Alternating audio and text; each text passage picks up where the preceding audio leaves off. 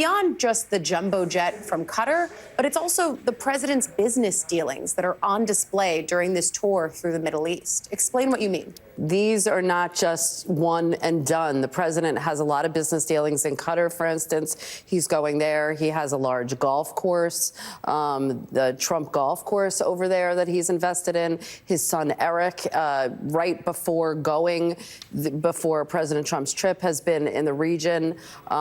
Basically, the Trump family is working on a lot of deals in the Middle East.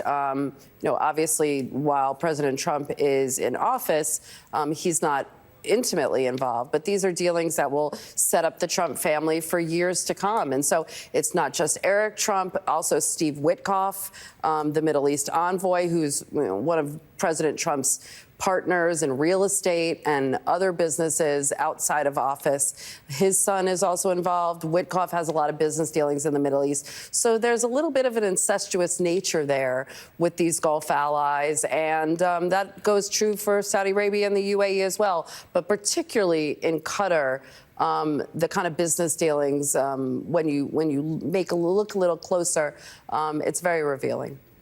Yeah, and I do think it's important to note all of the overlap that you're talking about. It was the central theme of our show yesterday. You talk about Trump and Witkoff, the seniors, and the business ties that the families overall have in the region, but their sons have been working closely together, including on things like the crypto fund that we've spent a lot of time talking about on this show and in our coverage. But you also say that President Trump's trip to the Middle East is, to that end, not about diplomacy or national security, but part of Trump's transactional Middle East strategy. So talk about that and how it could potentially shape U.S.-Mideast relations over the next few years.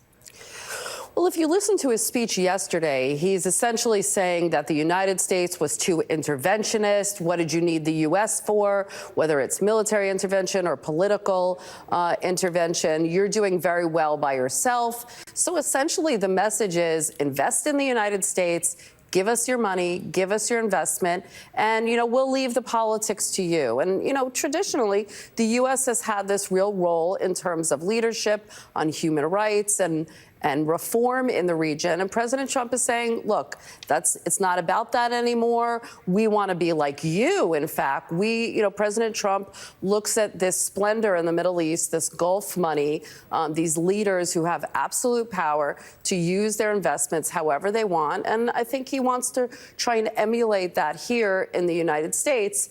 And so basically what he's saying is the U.S. is open for business. We're going to leave the politics to you, and everybody is going to be happy.